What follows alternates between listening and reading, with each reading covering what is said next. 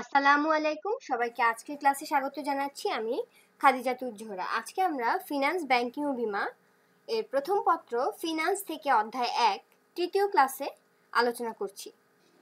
তৃতীয় ক্লাসের বিষয়বস্তু হচ্ছে অর্থায়নের লক্ষ্য। এটা একটা খুবই গুরুত্বপূর্ণ টপিক। অর্থায়নের লক্ষ্যটা এর উপরে অনেক কিছু নির্ভর করছে। এই অর্থায়নের লক্ষ্য তাই আজকে আমরা খুবই গুরুত্ব দিয়ে পড়াশোনা করব। অর্থায়নের লক্ষ্য বা গোলস, মূল লক্ষ্য হচ্ছে মুনাফা অর্জন করা। যে কোনো ব্যবসা প্রতিষ্ঠানে অর্থ সংক্রান্ত সিদ্ধান্তগুলো বাস্তবায়নের প্রধান উদ্দেশ্য হলো ওই কোম্পানির নির্দিষ্ট লক্ষ্যে পৌঁছানো, অর্থাৎ মুনাফা অর্জনের লক্ষ্যে পৌঁছানো। কোম্পানির ওই লক্ষ্যে পৌঁছানোর জন্যই পূর্বে বর্ণিত, আমরা আগে যে আলোচনা করেছিলাম, বিনিয়োগ সিদ্ধান্ত, অর্থসংস্থান সিদ্ধান্ত, লভ্যাংশ সিদ্ধান্ত, এই সমস্ত কিছু সুষ্ঠুভাবে গ্রহণ এবং তার বাস্তবায়ন এত প্রয়োজন। এগুলোর বাস্তবায়ন করাই অর্থায়নের একটা চলমান প্রক্রিয়া। আর একটা ফার্মের সর্বজন স্বীকৃত উদ্দেশ্য হচ্ছে বা লক্ষ্য হচ্ছে ওই ফার্মের মালিকদের বা ওই সকল মালিকদের সার্বিক অর্থনৈতিক কল্যাণ সাধন করা বা মুনাফা অর্জনের মাধ্যমে তাদের অর্থনৈতিক কল্যাণ সাধন করা। মালিকদের সার্বিক অর্থনৈতিক এই কল্যাণের জন্য মূলত দুটি পদ্ধতি রয়েছে, আর এই পদ্ধতি দুটি মূলত অর্থায়নের লক্ষ্য হিসেবে বিবেচিত। লক্ষ্য দুটি কি কি? মুনাফা সর্বাধিকরণ বা প্রফিট ম্যাক্সিমাইজেশন, আরেকটা হচ্ছে সম্পদ সর্বাধিকরণ বা ওয়েলথ ম্যাক্সিমাইজেশন। মুনাফা সর্বাধিকরণ বা প্রফিট ম্যাক্সিমাইজেশন কি? কোনো ফার্ম বা ব্যবসা প্রতিষ্ঠানে মুনাফা বৃদ্ধি করার লক্ষ্যে কাজ করাটাই মুনাফা সর্বাধিকরণ বলা হয়। কোনো ব্যবসা প্রতিষ্ঠানের মূল লক্ষ্যই হচ্ছে মালিকদের জন্য মুনাফা অর্জন করা এবং সেই মুনাফা যাতে সর্বাধিক হয়। আমরা অর্থায়নের সংজ্ঞায় বারবার পড়ে এসেছি, সর্বোচ্চ মুনাফা অর্জন করা। তাই বলা হচ্ছে যে কোনো ব্যবসা প্রতিষ্ঠানের মূল উদ্দেশ্যই হচ্ছে এই মুনাফা অর্জন করা এবং সেই মুনাফা সর্বাধিক করা। মুনাফা সর্বাধিকরণের উদ্দেশ্যকে সামনে রেখে একজন আর্থিক ব্যবস্থাপক ওই ফার্মের বিনিয়োগ সিদ্ধান্ত, অর্থসংস্থান সিদ্ধান্ত, লভ্যাংশ সিদ্ধান্ত সমূহ বাস্তবায়ন করে। মুনাফা সর্বাধিকরণ তখনই হবে যখন কোনো সম্পত্তি বা প্রকল্পে বিনিয়োগ করে সর্বাধিক অর্থনৈতিক কর্মদক্ষতার মাধ্যমে কোম্পানির মালিকদের সর্বাধিক অর্থনৈতিক কল্যাণ সাধন করা সম্ভব হয়। এখন লাভজনক প্রকল্পে বা সম্পত্তিতে বিনিয়োগের সিদ্ধান্ত গ্রহণ করা এবং সেই প্রকল্পটা বাস্তবায়নের জন্য সুবিধাজনক উৎস থেকে অর্থ সংগ্রহ করে তার ব্যবস্থাপনা সুষ্ঠু ব্যবহার করার মাধ্যমে মুনাফা সর্বাধিকরণ করা সম্ভব। মুনাফা সর্বাধিকরণের মূল কাজ হচ্ছে শেয়ার প্রতি আয় বৃদ্ধি করা।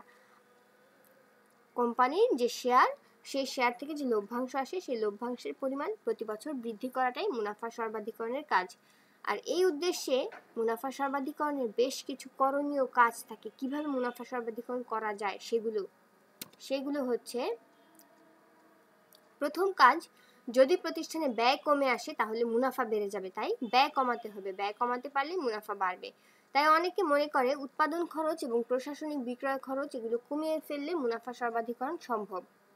প্রতিযোগিতামূলক বাজারে উন্নত মানের কাঁচামাল, দক্ষ শ্রমিকের সুষ্ঠু এবং দক্ষ ব্যবস্থাপনার মাধ্যমে উৎপাদন খরচ কমিয়ে এবং উন্নত মানের দ্রব্য বা সেবা উপহার দিয়ে ন্যায়সঙ্গত মূল্যে বিক্রয়ের মাধ্যমে মুনাফা বৃদ্ধি বা সর্বাধিকরণ সম্ভব।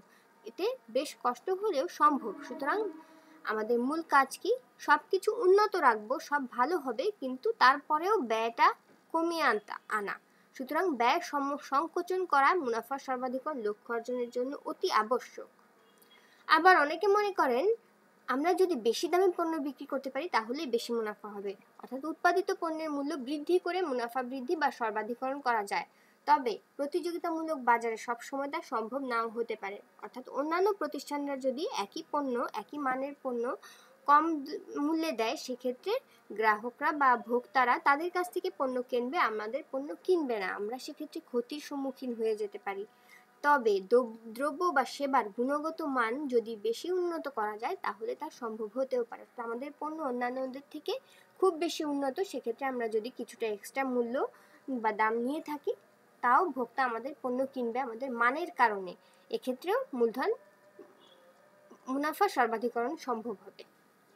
অনেক সময় বিদ্যমান পণ্য বা সেবার নতুন নতুন চাহিদা সৃষ্টি করা যায়। দ্রব্য বা সেবার চাহিদা সৃষ্টি করেও অধিক পরিমাণ দ্রব্য উৎপাদন বিক্রয় করলে মুনাফা বৃদ্ধি পাওয়া যায়। যেমন যে প্রোডাক্ট বাজারে কারোর কাছে নেই, এরকম কোনো প্রোডাক্ট যদি আমরা নতুন করে উৎপাদন করি তাহলে সেটার চাহিদা শুধুমাত্র আমাদের প্রতিষ্ঠানের পণ্যের জন্যই থাকবে এবং সেই পণ্য আমরা একটু বেশি দামেও বিক্রি করতে পারবো, সেক্ষেত্রে আমাদের মুনাফা বেশি হবে। চাহিদা সৃষ্টি করে কোম্পানির মালিকদের মুনাফা সর্বাধিকরণের জন্য কোনো সম্পত্তি বা প্রকল্পে বিনিয়োগ সিদ্ধান্ত, অর্থ সংস্থান সিদ্ধান্ত, লভ্যাংশ সিদ্ধান্ত সমূহ বাস্তবায়নের জন্য সর্বাধিক মুনাফা অর্জন করা সম্ভব হবে।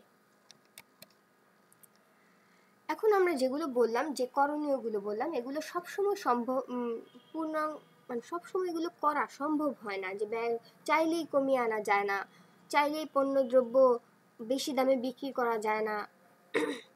তাই মুনাফা সর্বাধিকরণের বেশ কিছু সমস্যা রয়েছে। এই মুনাফা সর্বাধিকরণ হচ্ছে পূর্ণাঙ্গ প্রতিযোগিতার ফল, কিন্তু যদি আংশিক প্রতিযোগিতামূলক বাজার হয়, যে সবাই উন্নত আংশিক প্রতিযোগিতামূলক, এখন সময় যেখানে রাত 8টা, যেখানে এত বেশি প্রতিযোগিতা নেই, অর্থাৎ একই সমসাময়িক বেশ কিছু প্রতিষ্ঠান আছে, সেক্ষেত্রে ভোক্তাদের কাছে বাজারটা কিছুটা ভাগ হয়ে যায়, ভোক্তারা সবাই এক জায়গা থেকে কেনে না, প্রতিযোগিতা কম হয়। সেই ক্ষেত্রে বাজারে মুনাফা সর্বাধিকরণকে মূল লক্ষ্য বলা যায় না। বর্তমান উন্নত আধুনিক ব্যবসায়িক পরিবেশে মালিক, ভোক্তা, পাওনাদার, সরকার, কর্মকর্তা, কর্মচারী, সকল স্তরের ব্যবস্থাপনা, এদের সবার স্বার্থ রক্ষা করে তারপর মালিকদের অর্থনৈতিক কল্যাণ সাধন করতে হয় বা মুনাফা অর্জন করতে হয়। তাই মুনাফা সর্বাধিকরণের উদ্দেশ্যটা একটা ফার্মের মূল বাস্তব যথোপযুক্ত মানবিক দিক থেকে সঠিক লক্ষ্য বলা যায় না। বর্তমান পরিস্থিতিতে মুনাফা সর্বাধিকরণ লক্ষ্যটি বেশ পিছিয়ে গিয়েছে, আর এর কারণগুলো এখানে আলোচনা করা হচ্ছে। মুনাফা সর্বাধিকরণকে একটা ব্যবসা প্রতিষ্ঠানে যদি আমরা লক্ষ্য হিসেবে গণ্য করতে চাই, সেক্ষেত্রে সমস্যা কি হয় দেখো, যে বিভিন্ন সময় বিভিন্ন পরিমাণ বা হারে মুনাফা অর্জন হয়, সেই ক্ষেত্রে এটা মূল লক্ষ্য হিসেবে বিবেচনা করা যায় না।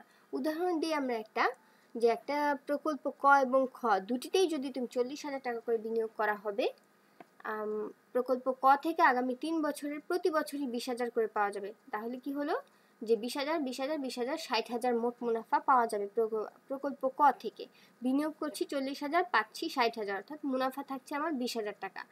অন্যদিকে প্রকল্প খ থেকেও আগামী 3 বছর যথাক্রমে 20,000, 10,000 এবং 30,000 টাকা পাওয়া যাবে। এক্ষেত্রে আমরা 40,000 টাকা বিনিয়োগ করেছিলাম, কিন্তু মুনাফা পেয়েছি 20,000 একবার, 10,000 একবার, 30,000 একবার, মোট 60,000। অর্থাৎ কি হচ্ছে, মুনাফা 20,000, এখানেও যে 60,000 থেকে 40,000 বাদ দিয়ে 20,000 আমাদের মুনাফা থাকছে। এক্ষেত্রে দুটি প্রকল্পের মূলধনও একই, মুনাফাও একই। তাহলে আমরা কোথায় বিনিয়োগ করব, কোনখানে আমাদের মুনাফা সর্বাধিকরণ হচ্ছে আমরা বুঝতে পারছি না। তাই এটা একটা, আর এই যে বিভিন্ন সময় মুনাফার পরিমাণ বিভিন্ন রকম, এই ধরনের মুনাফা সম্পন্ন প্রকল্পর কারণে এটাকে একটা অর্থনৈতিক সিদ্ধান্তের মাপকাঠি হিসেবে ব্যবহার করা যাচ্ছে না। অর্থাৎ কোন প্রকল্পটা আসলেই লাভজনক সেটা সঠিকভাবে বোঝাই যাচ্ছে না মুনাফা সর্বাধিকরণ লক্ষ্য অর্জন করতে গিয়ে, তাই এটাকে সঠিক লক্ষ্য হিসেবে বিবেচনা করা হচ্ছে না। দ্বিতীয় কারণটা হচ্ছে, এখানে অর্থের সময় মূল্য ধারণাকে বিবেচনা করা হয়নি।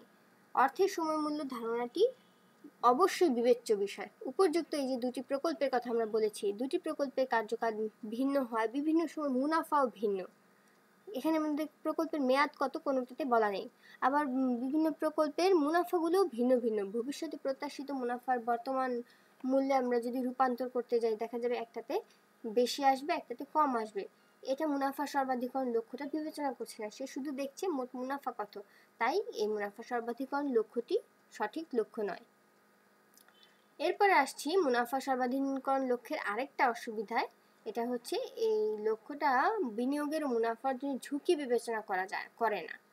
এই যে আমরা দুটা প্রকল্প নিয়ে আলোচনা করেছি, প্রথম প্রকল্পে প্রতি বছরই 20,000 টাকা করে পাওয়া গিয়েছে, অর্থাৎ ঝুঁকি ছিল না, যে ব্যবসা যতদিন চলবে প্রতি বছর আমরা 20,000 করে পেয়েই যাব। কিন্তু দ্বিতীয় প্রকল্পের দিকে তাকালে দেখতে পাচ্ছি এক বছর পেয়েছি 10, এক বছর 20, এক বছর 30, এই মুনাফা আবার প্রতি বছর বাড়ছে এমন না, এক বছর বেশি ছিল, এক বছর কম, তারপরের বছর আবার বেশি। এভাবে করলে এখানে ঝুঁকি আছে যে এটা মুনাফাটা আপ ডাউন করছে। তাই এই মুনাফার তারতম্য অনিশ্চয়তার কারণে মুনাফা সর্বাধিকরণ অনিশ্চিত ওই প্রকল্পে। এই বিষয়টি মুনাফা সর্বাধিকরণ বিবেচনা করে না, সেই কারণে এই মুনাফা সর্বাধিকরণ লক্ষ্যটাকে ফার্মের মূল লক্ষ্য হিসেবে বিবেচনা করা যুক্তিসঙ্গত নয়। আশা করি তোমরা মুনাফা সর্বাধিকরণ কি, মুনাফা সর্বাধিকরণ কিভাবে হয় এবং কেন মুনাফা সর্বাধিকরণকে ফার্মের মূল লক্ষ্য হিসেবে বিবেচনা করা হয় না এটা বুঝতে পেরেছো। এখন আমরা অর্থায়নের দ্বিতীয় লক্ষ্য সম্পদ সর্বোচ্চকরণ বা ওয়েলথ ম্যাক্সিমাইজেশন নিয়ে আলোচনা করব। একটা ফার্মের জন্য সবচেয়ে গ্রহণযোগ্য এবং যথাযথ উদ্দেশ্য হচ্ছে ওই ফার্মের শেয়ার হোল্ডারদের বা ফার্মের সম্পদ সর্বাধিকরণ বা নিট বর্তমান মূল্য সর্বাধিকরণ করা। কোম্পানি বা ফার্মের সম্পদ সর্বাধিকরণ লক্ষ্যকে সামনে রেখে ওই কোম্পানি তার আর্থিক কর্মকাণ্ড বা সিদ্ধান্ত গ্রহণ ও তা বাস্তবায়নে পদক্ষেপ গ্রহণ করে থাকে। এটি মুনাফা সর্বাধিকরণের যে দুর্বলতাগুলো ছিল সেগুলো দূর করে সঠিকভাবে সম্পদের পরিমাপ করতে সক্ষম হয় বলে এই উদ্দেশ্যটিকে একটি সুষ্ঠু এবং যুক্তিসঙ্গত উদ্দেশ্য হিসেবে সর্বজনীনভাবে গৃহীত হয়। এটা ফার্মের মুনাফা ছাড়াও অন্যান্য গুরুত্বপূর্ণ বিষয়ের উপর গুরুত্ব দেয়। ফার্মের দীর্ঘমেয়াদী মূল্য, এর প্রবৃদ্ধি, বিনিয়োগকারীদের ঝুঁকির পরিমাণ, শেয়ারের মূল্য, লভ্যাংশ ইত্যাদি দ্বারা এই উদ্দেশ্য প্রভাবিত হয়। একটা ফার্মের সম্পদ সর্বাধিকরণ বলতে ওই ফার্মের শেয়ার মূল্য সর্বাধিকরণকে বা নিট বর্তমান মূল্য সর্বাধিকরণকে বোঝায়। কোনো বিনিয়োগের নিট বর্তমান মূল্য বলতে মুনাফার বর্তমান মূল্যের সমষ্টি এবং বিনিয়োগের বর্তমান মূল্যের মধ্যে যে পার্থক্য তাকে বোঝায়। আর এই নিট বর্তমান মূল্য যখন ধনাত্মক থাকে সেটাই সম্পদের সৃষ্টি করে এবং সেটা সেই প্রতিষ্ঠানকে লাভজনক হিসেবে বিবেচনা করা হয়। সম্পদ সর্বাধিকরণ ফার্মের মূল লক্ষ্য হওয়ার যৌক্তিকতা হচ্ছে এই উদ্দেশ্যে মুনাফার ধারণার যে অস্পষ্টতা রয়েছে তা দূর করে সম্পদের একটা স্পষ্ট ধারণা এবং তা পরিমাপের পদ্ধতি সুস্পষ্টভাবে ব্যাখ্যা করা হয়েছে। এতে অস্পষ্ট মুনাফার পরিবর্তে স্পষ্ট নেট নগদ প্রবাহকে পরিমাপক হিসেবে ব্যবহার করা হয়। আর এই লক্ষ্যের দ্বিতীয় গুরুত্বপূর্ণ বৈশিষ্ট্য হচ্ছে এটি কোনো ফার্মে বা প্রকল্পের নগদ প্রবাহ বিবেচনা করে। সম্পদের নগদ প্রবাহ যত বেশি ওই সম্পদের মূল্যও তত বেশি। তৃতীয় যে যৌক্তিকতা এটা হচ্ছে এই সম্পদ সর্বাধিকরণ ঝুঁকি বিবেচনা করে। আশা করি তোমরা অর্থায়নের লক্ষ্য বুঝতে পেরেছো। তোমাদের জন্য বাড়ির কাজ দিয়েছি 3টা, তোমরা এই বাড়ির কাজগুলো করবে এবং আমাকে দেখাবে। এতক্ষণ ক্লাস করার জন্য ধন্যবাদ সবাইকে।